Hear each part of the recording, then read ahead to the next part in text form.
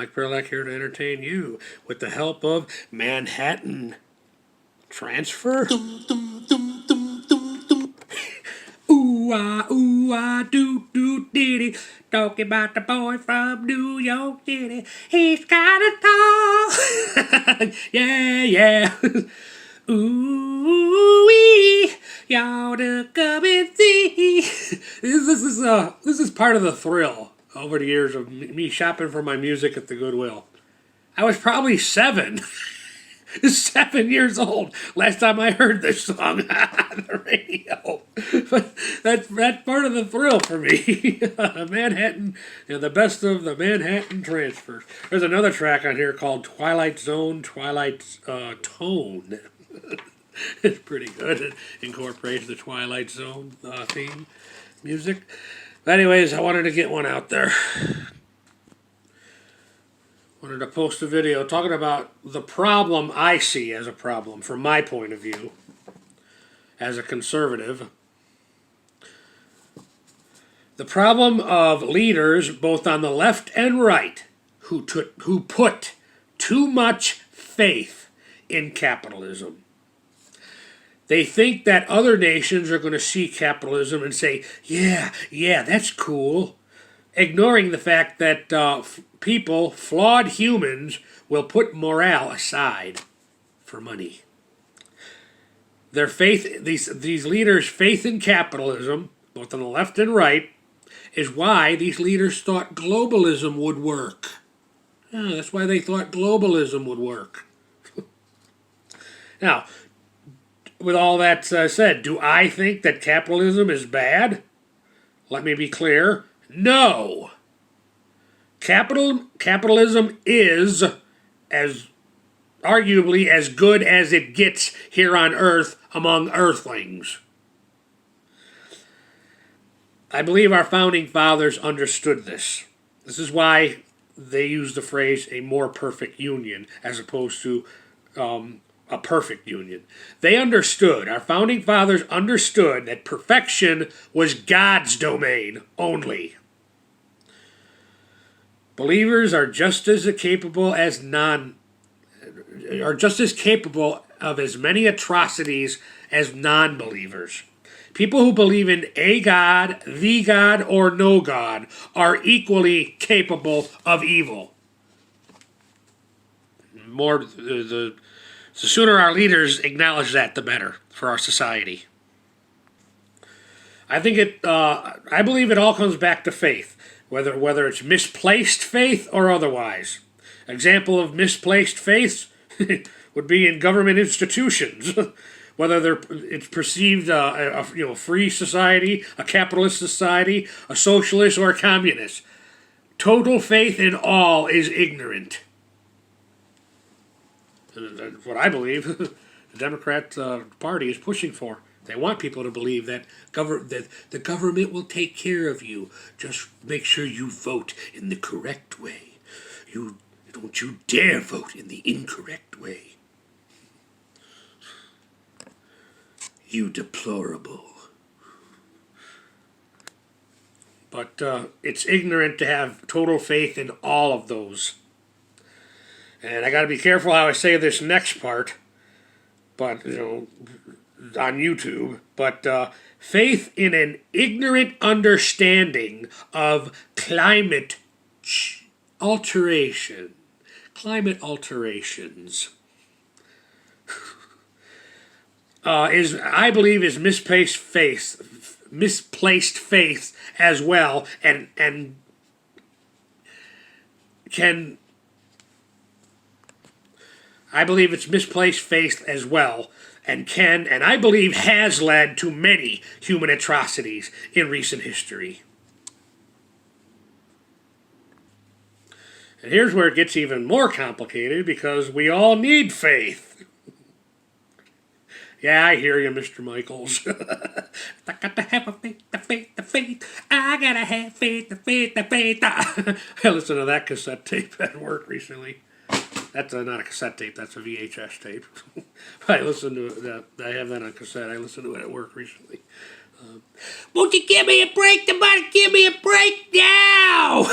And Freddy Krueger has a line in that track too. Won't you give me a break? Somebody give me a break now! And Elvin from Elvin and the Chick Mix. Won't you give me a break? Somebody give me a break now! Okay, I'm talking out my butt now. I'm sure George Michael was just playing with the voice machine on that song, Hard Life. Oh, the 80s did have some of the best music, though. I remember my father had the 45 to Just One More Try, the song Just One More Try by George Michael. But my father would buy 45s, and for some reason his record player didn't agree with him. So in my memory, the song Just One More Try ended like this. I'm so cold inside, maybe George. For some reason, his record player wouldn't play the end of a 45 often. Had a similar problem with the Nothing's Gonna Stop Us Now song from Mannequin from Starship. Just skip all over the place. So, all right, I'm getting off track. Like, he would be in the bathroom, and sometimes I'd have to be the one to fix it because he'd be in the bathroom doing something, his makeup, I don't know. I'd have to be the one to go fix the damn thing, even though I was a child. All right, sorry for that. I'm getting off topic. So George Michael is right on that point. I got to have a faith. But one can make the argument that faith in God is misplaced faith as well. And yes, there are those who see their faith in God as more than just a personal relationship with God. George Carlin comes to mind. Keep thy religion to thyself, which I do agree to a point. You can share, one can share their faith in a more constructive manner. For example, leading by example. You don't have to shove your faith down other people's throat. You could lead by example. That's one constructive way to show the world and other people your faith. And if you know in your heart you are compromising your personal relationship with God, that's probably the first sign that you're on the wrong path.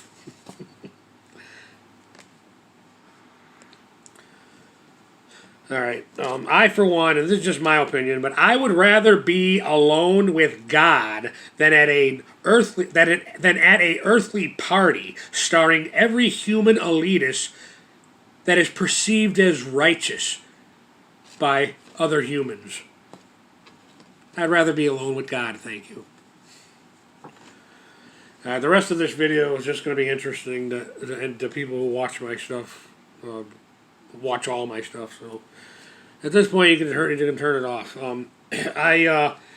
I stopped posting videos about season 4 of LEXX because I felt I had to go back to I had to go back and revisit the whole series before I got to the end of the series. Especially season 3. I kind of went really fast through season 3.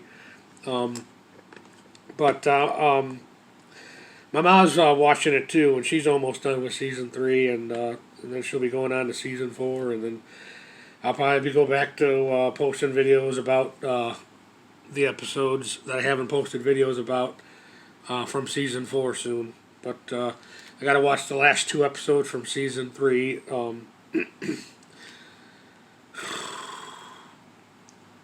Heaven and Hell is the last episode, and the second to the last episode, The Beach. It really is a one-of-a-kind show, though. It's I've heard it described as a Hitchhiker's Guide to the Galaxy, and although I would say, yeah, that is a good way of putting it, however, Hitchhiker's Guide is more elementary, more juvenile, whereas LEXX is more philosophical, more philosophical, intellectually, and more in depth, more adult.